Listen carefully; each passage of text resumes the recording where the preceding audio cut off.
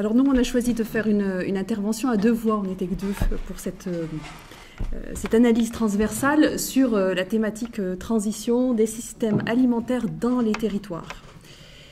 Alors pour engager cette analyse, on est parti d'une question qui semblait assez, pas facile, mais en tout cas assez, on était plutôt à l'aise, en se disant finalement en quoi ces processus de transition des systèmes alimentaires produisent de nouvelles modalités de coexistence dans les territoires. On aurait pu mettre une question à l'inverse, mais on y reviendra à la fin. Donc la structure de notre présentation, elle va être sur l'introduction pour expliciter un peu le fond de cette question et d'où on part, proposer une grille de lecture, une grille d'analyse de comment on a abordé l'analyse de ces cas pour donner les premiers résultats autour des processus à l'œuvre, des échelles qui sont travaillées, des mécanismes ou des facteurs et des effets de ces processus de transition des systèmes alimentaires dans les territoires, pour partir, comme l'ensemble des interventions, sur les pistes de recherche. Qu'est-ce qui reste à investir par la suite ? Donc quelques cas sur les 19 qui ont été abordés dans le cadre de ce séminaire itinérant. Nous sommes partis sur 6 cas d'études.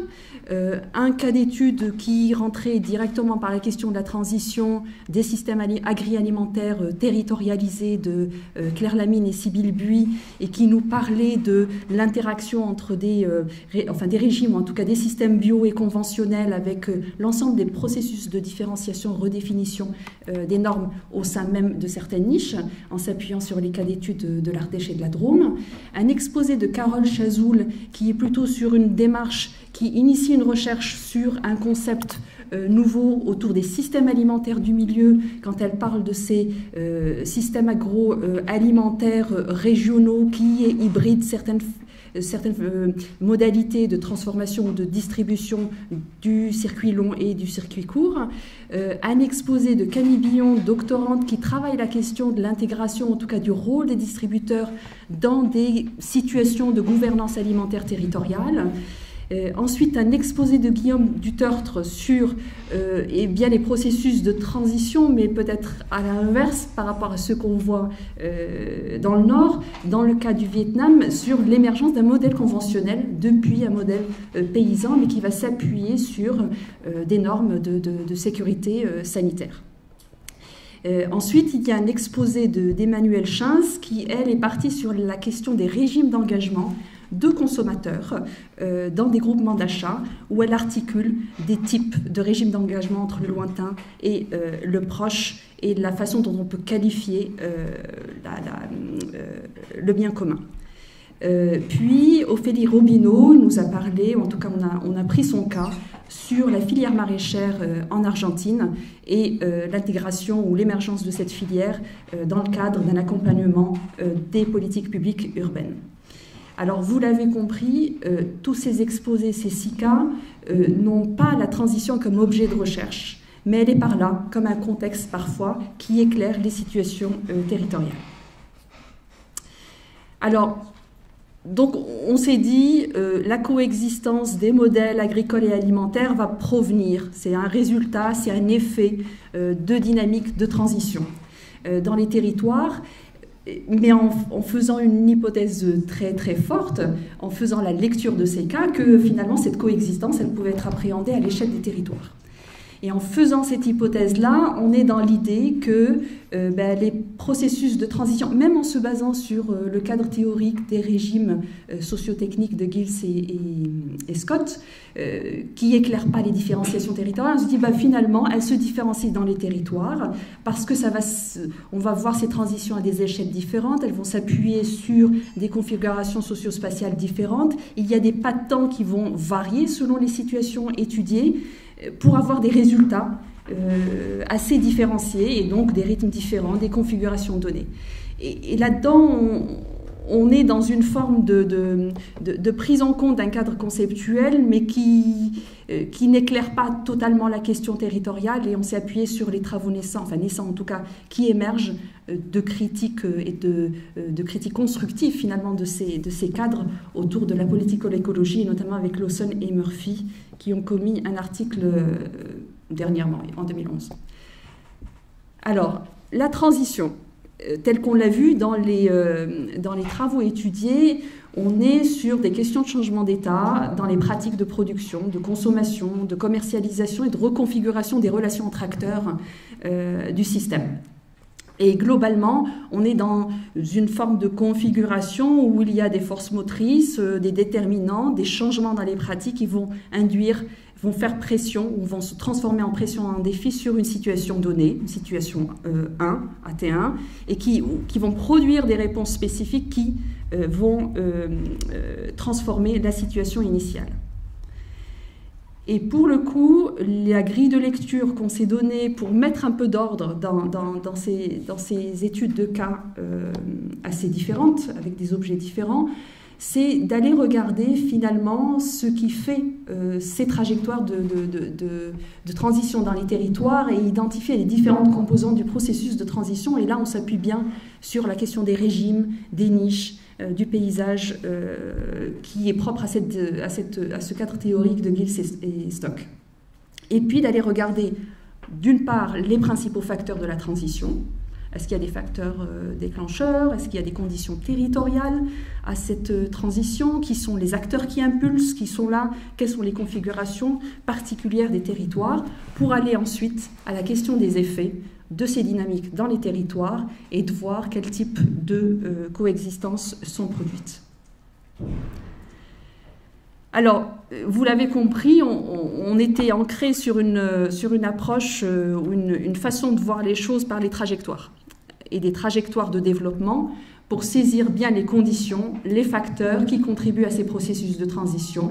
Et pour le coup, on a une démarche d'analyse des processus par différentes périodes, avec une description de la situation initiale, repérer par exemple les catégories analytiques qui sont traitées ou proposées dans les études de cas, essayer de lire en creux les conditions territoriales, parce que ce n'est pas quelque chose qui est pas explicite dans les études de cas, et essayer de faire une typologie finalement des facteurs qui impulsent, qui initient ce changement, enfin, ces transitions, comme les facteurs déclenchants, accélérateurs, régulateurs, qui peuvent être de nature assez différente, voir s'ils sont exogènes ou endogènes au cadre territorial. Et puis les conséquences, c'est bien ces formes de coexistence, mais aussi les implications territoriales, sociales et spatiales dans les territoires. Alors, les études de cas, ils parlent de quelle transition? Juste pour vous donner une image, une petite photographie des études de cas qui ont été abordées, on est sur des processus d'écologisation des pratiques dans les filières agricoles, notamment avec la présentation de Claire Lamine et Sybille Buis. On est sur de la relocalisation alimentaire et donc des processus de reconnexion d'espaces de production et de consommation qui impulsent, ou en tout cas induisent des situations de gouvernance alimentaire dans les territoires. On est sur des transitions de régimes sociotechniques d'élevage comme au Vietnam, ou encore sur des configurations plutôt d'interaction sociale avec les régimes d'engagement de consommateurs dans les groupements d'achat. Et pour le coup, on est sur des processus soit qui sont en rupture radicale et en opposition dans ces transitions, soit sur des processus de changement incrémental qui produisent de la différenciation. Alors, les échelles telles qu'on les a repérées dans les études de cas, pour les échelles spatiales des situations des études de cas, on est sur une variété de situations. Alors, le territoire institutionnel, ce sont les intercommunalités françaises comme la Biovallée, avec le cas de Claire Lamine. Ce sont des territoires fonctionnels, des zones résidentielles de la ville comme en Argentine ou des bassins de production districts au Vietnam, des territoires structurés par des filières agroalimentaires régionales, comme dans le cas des systèmes alimentaires du milieu rhône-alpin pour la présentation de Carole Chazoul, ou encore des territoires vécus, perçus, proches ou lointains, ou encore des territoires de pratique de consommation dans les groupements d'achat. Les échelles temporelles, quand on est sur des cadres d'analyse des transitions, on a toujours le temps long qui prévaut. Là, effectivement, on a des processus de transition souvent analysés sur le temps long et particulièrement sur le système agroalimentaire territorial de Claire Lamine et Sybille Buis. On est sur un pas de temps de près de 30 à 40 ans et parfois des temps courts de changements beaucoup plus rapides avec des événements que sont l'arrivée de nouveaux acteurs, de réponses face à des changements de règles, de lois ou l'installation d'une activité comme une industrie. Alors, je laisse Claire poursuivre. Merci. Donc, je vais continuer en essayant de caractériser mieux, finalement, les différents composantes de la transition. Donc, dans le processus de transition, on est allé voir dans nos études de cas, finalement, quelles catégories analytiques ils utilisaient, ils mobilisaient pour expliquer les dynamiques de transition. On peut souligner qu'il y avait quand même deux porteurs de cas qui avaient mobilisé donc, le modèle de Giles et Scott pour réellement décrire les processus de transition. Les autres le faisaient de façon beaucoup plus silencieuse, on va dire ça comme ça. Enfin, ils ne mobilisaient pas. Et puis, donc, on a regardé les catégories analytiques. Donc, on a entendu parler de régimes sociotechniques conventionnels, de systèmes alimentaires alternatifs, donc plutôt des entrées par les systèmes, hein, des niches, des systèmes agroalimentaires territoriaux. Donc, on peut se poser la question, est-ce que c'est des niches ou est-ce que c'est un intermédiaire entre les niches du conventionnel et les systèmes alimentaires du milieu. Et puis d'autres ont vraiment abordé la question beaucoup plus de façon par les acteurs, en abordant la question de la gouvernance alimentaire territoriale ou les régimes d'engagement des consommateurs. Et la relecture de ces 6 cas, en fait, elle nous fait ressortir 3 types de transformations ou de dynamiques de transition.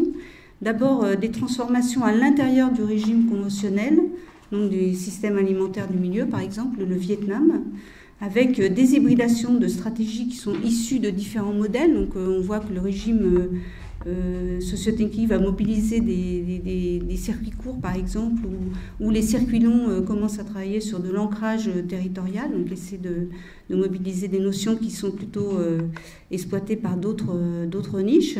Et pour le cas du Vietnam, donc, on observe aussi une redéfinition de normes du régime conventionnel en lui-même.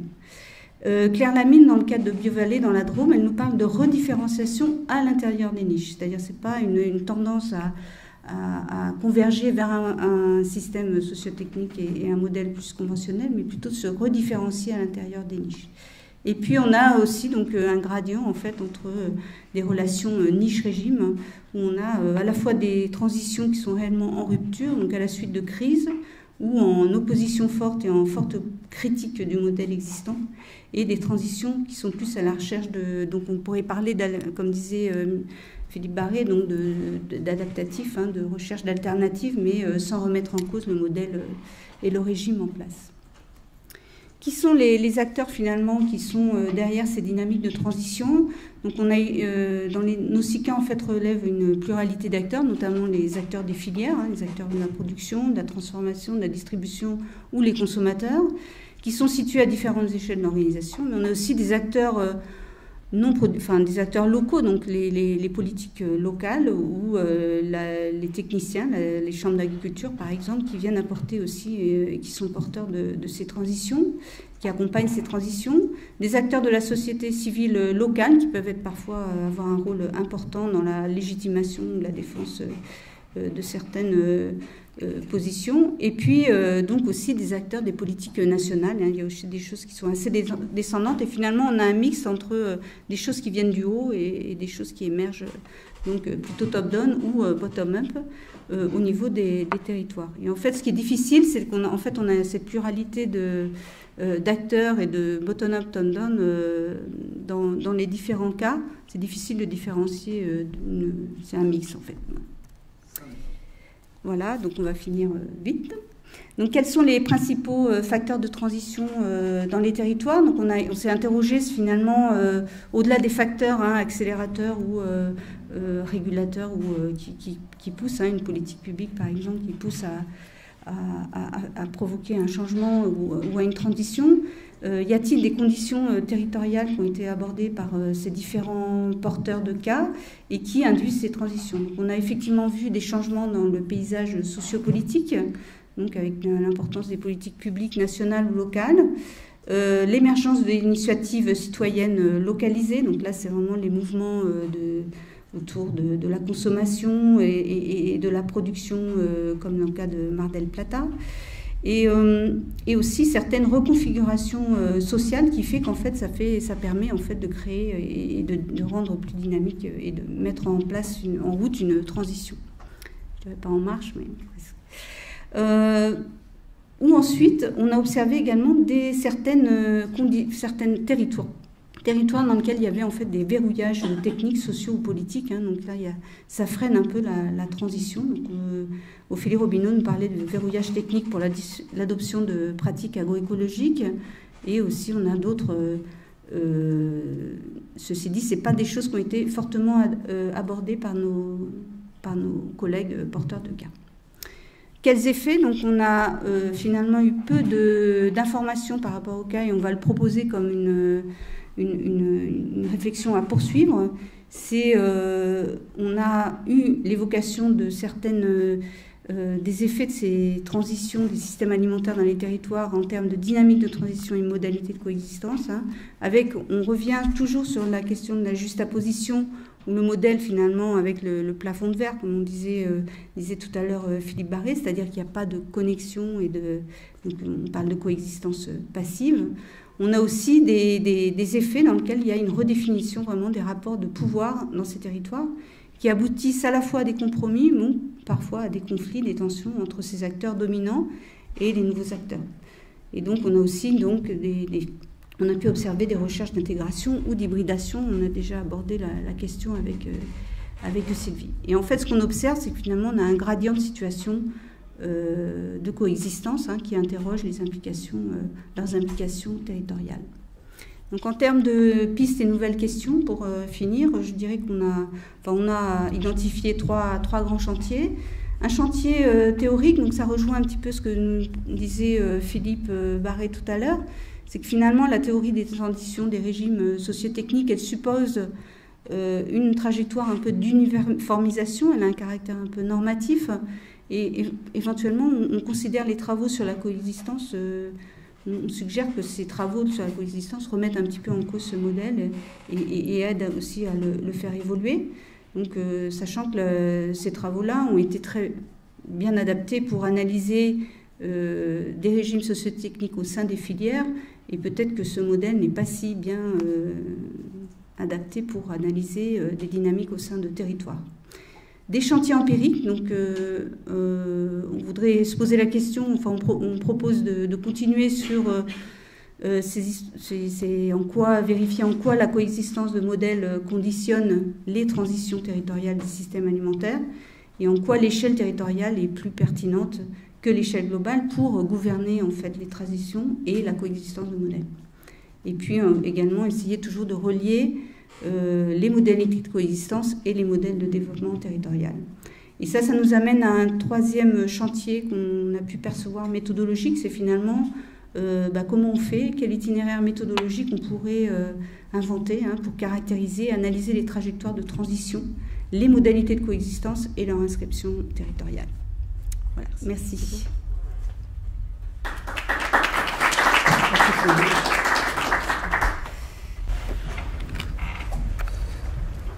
Voilà, donc merci beaucoup d'avoir présenté ces autres cas qui couvrent à peu près dans l'ensemble tous les cas qui ont été présentés au cours des 5 séminaires. Et donc là en particulier sur cette question de la transition, de la théorie de la transition, est-ce que vous soulevez ces questions à la fin de l'adaptation du cadre de Giles pour les filières, est-ce qu'on peut s'en contenter aussi pour les territoires? Voilà, il y a peut-être des réactions, des questions, des demandes de précision sur certains exemples. Oui, alors je me déplace.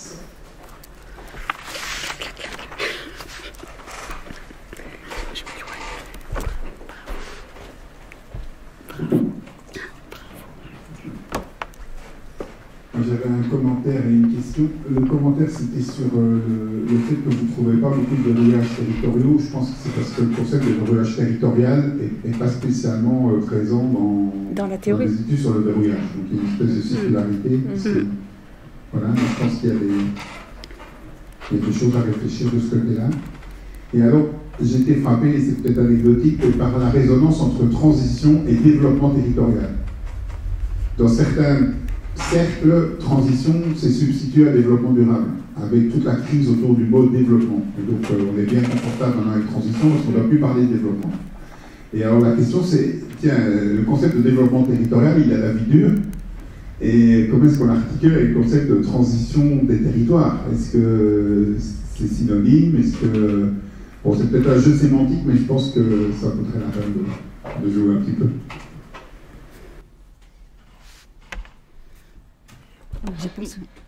Enfin, peut-être une réponse partielle, mais il me semble que les questions de transition et de cadres territoriaux au niveau scientifique, elles ne sont pas encore bien développées, mais dans le cadre de débats sociétaux, on parle beaucoup de transition, de territoires de transition écologique dans les territoires, mais sans avoir des cadres d'analyse de ces mêmes transitions. Et l'effort est à faire dans ça, quoi, en fait.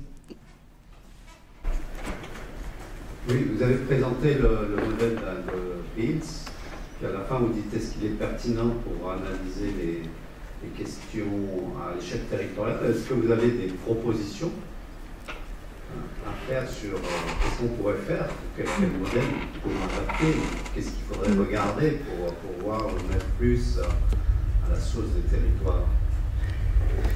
Alors, en fait, c'est un petit peu pour lancer la suite de format. Donc, l'idée, c'est qu'on travaille sur ces points-là dans le futur. Donc, aujourd'hui, on n'a pas... on a des embryons. Je pense que la contribution de Philippe Barré aussi, aujourd'hui, peut aussi nous éclarer là-dessus, c'est-à-dire comment on arrive à re-questionner ce modèle hein, qui a été fort utile et qui est fort utile encore aujourd'hui, mais à réactualiser. Alors, tout à l'heure, j'ai cité, alors je n'ai pas travaillé cette question-là, mais il me semble qu'il y a l'émergence de travaux scientifiques anglo-saxons qui, pas critiquent dans l'absolu ces cas théoriques de la transition, mais essayent d'amener des éclairages complémentaires, notamment par la politique-écologie.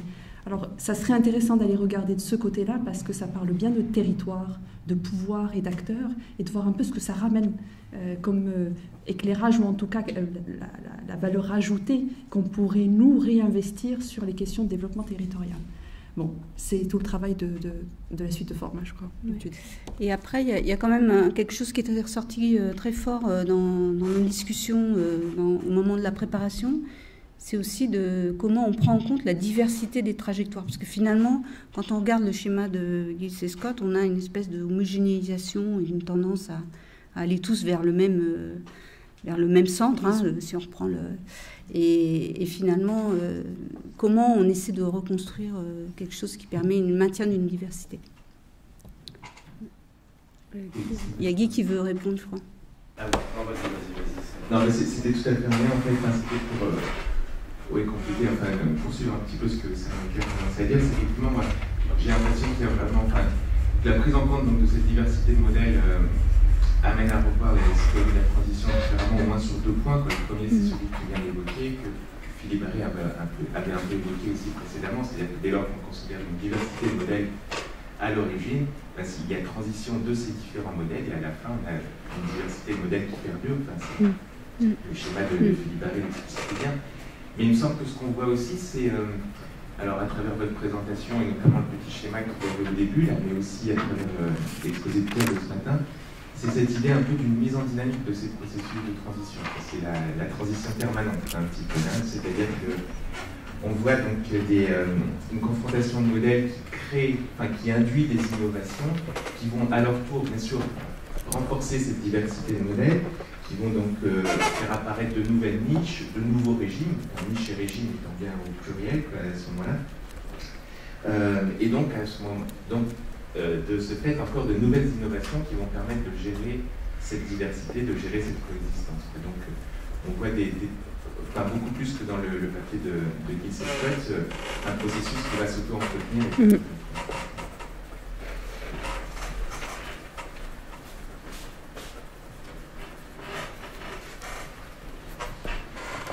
Oui, c'était peut-être pour continuer. Moi, il me semble que sur les questions de modèles, en fait, dans les théories d'innovation, il y a quand même beaucoup de choses qui abordent ça en termes d'évolution des différentes phases de l'innovation.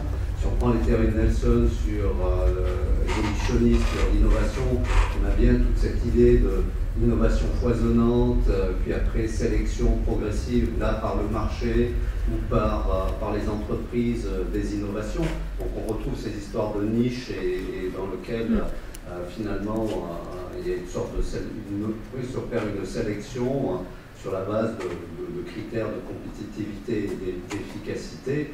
Donc moi je pense qu'on a le modèle, il s'appuie sur beaucoup d'éléments, un peu de théorie sur l'innovation. On peut assez facilement l'enrichir pour essayer finalement de l'adapter à des questions qui sont spécifiques liées au territoire. Il n'y a plus qu'à. J'avais une petite réflexion sur la transition permanente, parce qu'il y a quelque chose, c'est encore le même papa, mais moi j'ai vécu l'époque où la transition c'était vraiment un enjeu, entre guillemets, un peu révolutionnaire. Et je trouve qu'il y a un paradoxe avec l'émergence maintenant des initiatives de transition, des transitionneurs, etc., qui font qu'en fait, au lieu de penser la transition comme un enjeu de changement du système, on pense la transition, dans le cadre des initiatives de transition, comme l'agrégation d'initiatives bottom-up qui vont, sans faire de bruit, finalement prendre la place du système ancien. Et donc, c'est un peu l'idée de la révolution permanente. Donc en fait, si la révolution est permanente, pour moi, il n'y a plus de révolution. Donc si la transition est permanente, quelque part, est-ce qu'il y a encore une transition? Dans le sens transition... Elle aura atteint son objectif, son donc dans le sens d'une reconfiguration, d'une critique. Donc en fait, ce qui manque, par exemple, dans les initiatives de transition, c'est qu'elles sont inspirées par une critique du modèle dominant, mais on ne critique plus le modèle dominant, on construit un modèle à côté. Au départ d'une critique, d'un constat d'un modèle dominant défaillant, et donc l'archétype de ça, c'est les théories catastrophistes, donc il va tout faire se mourir, et on construit des initiatives à côté, souvent très radicales, très intéressantes, mais qui pour moi sont des explorations techniques, ne sont pas des enjeux où on essaie avec les acteurs de penser à une configuration des systèmes. Et donc, voilà, moi je pense que il y a une vraie question en termes de si la transition ça devient un processus permanent et dynamique, un mot qu'on utilise pour beaucoup de choses, est-ce que finalement quelque part on n'a pas changé de vision de la transition? Je ne veux pas dire que c'est. Est-ce qu'on parle encore de la même chose que dans le GSSCOP 2007 où il y avait quand même une idée de reconfiguration d'un système par un mécanisme qu'on discute? Mais il y avait quand même cette idée de fond de dire qu'il y a un système à reconfigurer et l'école hollandaise, j'ai rencontré encore des jeunes guides et des gens comme ça, l'école hollandaise reste sur cette vision. Dans le Nord, ça reste comme ça. Alors, deux commentaires, Stéphane et puis Laurent. Merci. C'est-à-dire, à mon avis, il peut y avoir une certaine permanence de cette transition dans le sens où, à mon sens, ces différentes petites initiatives, en fait, elles ne remplaceront pas le modèle dominant. Elles coexisteront à ses côtés, c'est ça qu'on a aujourd'hui, mais elles l'influenceront et elles lui feront opérer une transition dans le sens où elles l'obligeront à adopter certaines de ces pratiques, donc elles le pousseront vers un certain verdissement, vers une certaine responsabilisation. Et donc on peut parler de transition dans le sens où le modèle dominant aura vécu une forme de transition, mais cette transition elle n'aura probablement pas la radicalité espérée, et donc elle suscitera forcément l'apparition de nouvelles initiatives qui seront là, beaucoup plus radical. De nouvelles alternatives qui joueront les rôles premiers que jouaient avant les alternatives d'avant. Donc on peut imaginer une espèce de cycle comme ça où il y a quand même des transitions, mais qui amènent de nouvelles transitions. Donc pas une succession de cycles.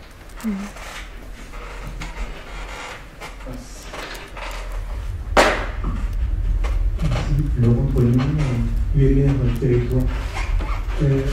Juste une prise de recul sur l'usage des mots et la vie des mots. La transition, ça fait partie des mots qui ont beaucoup d'acception et puis ça se construit au fur et à mesure. Moi, ce qui m'intéresse, c'est quelle est la valeur ajoutée de la sémantique qu'on utilise.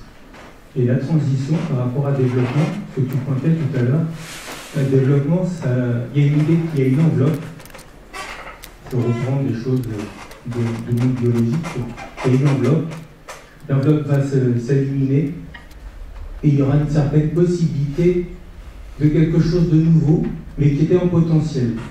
La transition, ça renvoie, dans ce que j'en comprends, une idée de trajet. Mais il n'y a pas que ça, bien sûr. Mais quelle est la valeur ajoutée de la sémantique qu'on utilise? C'est peut-être un moyen de mieux utiliser les mots, si on se pose cette question-là, qu'on les utilise. En poursuivant ça, il y a deux implicites très forts, je trouve, dans la formulation de la deuxième piste de chantier empirique. C'est qu'on peut gouverner la transition. C'est fort. Ça vaut le coup de discuter. Et le deuxième, c'est le fait qu'on ne pose pas la question de savoir si l'échelle territoriale est plus pertinente. On l'affirme. La formulation même de la question, pour ce que vous avez dit avant, ne le montre pas forcément, puisqu'on a parlé de facteurs qui se jouaient à différentes échelles, et plutôt d'une complémentarité des processus, non des processus. Et du coup, ce qui serait peut-être intéressant là, c'est de voir en quoi on peut jouer sur l'échelle territoriale pour entraîner effectivement d'autres échelles. Plutôt que nécessairement les voir comme disjoints tels que formatés ici. En fait, c'était le sens peut-être qu'on avait en tête, c'est de dire le territoire et peut-être le niveau intermédiaire d'articulation de différentes dynamiques par le bas et par le haut, effectivement. C'était ça l'idée. Voilà, il y aura une toute dernière question, et après on est obligé, à cause des départs en train, de faire la pause après. Peut-être un petit complément sur la question de transition-développement. Moi, le sentiment que j'ai, c'est que finalement, quand on connaît beaucoup de choses sur les processus de développement, mais quand on a essayé d'y mettre la dimension environnementale, ça s'est traduit par le développement durable, avec une démarche qui était, sur le plan épistémologique, très normative. Donc, c'était des objectifs qu'on se fixait, mais on réfléchissait finalement très très peu sur le chemin pour arriver à ces objectifs. L'idée de transition, comme le rappelait Laurence, ça introduit un mouvement et donc un rythme, des processus d'évolution, des inflexions plus ou moins fortes, plus ou moins radicales, vers ces objectifs de durabilité. C'est un peu la valeur ajoutée de cette approche par la transition, parce qu'elle oblige à pousser le chemin. Donc ça, c'était le premier point.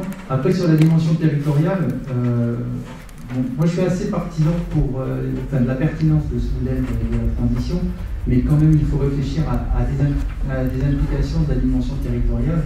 J'en citerai juste trois. Premier élément, c'est que quand on parle de territoire, on parle de diversité sectorielle. Diversité sectorielle, ça veut dire, en termes de transition, des opportunités pour nouer des chemins d'innovation, des chemins de développement différents. Mais on n'est pas dans la cohérence sectorielle, ni dans le modèle sociotechnique tel qu'il peut être posé là.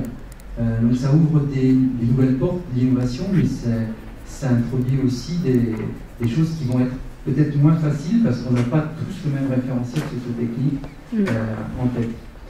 Deuxième chose, c'est, qui dit territoire, dit dimension spatiale.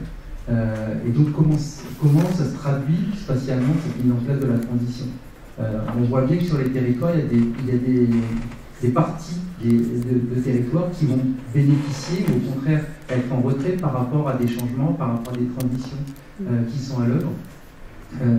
Et de ce fait-là, il faut penser la transition aussi dans cette idée de territoire qui gagne, territoire qui perd, pour reprendre un titre qui a été célèbre au tournant du siècle.